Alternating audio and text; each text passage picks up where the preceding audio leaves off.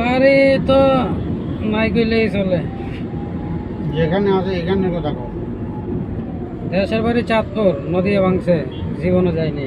বর্তমানে আছে 12 নম্বর, ওই যে ডিপ্লকে সিরামিক রোডটা আছে না, হ্যাঁ ওইখানে।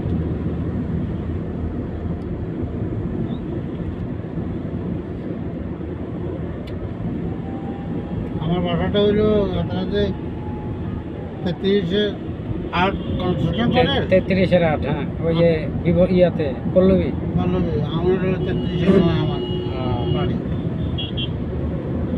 33-9 আপনার না?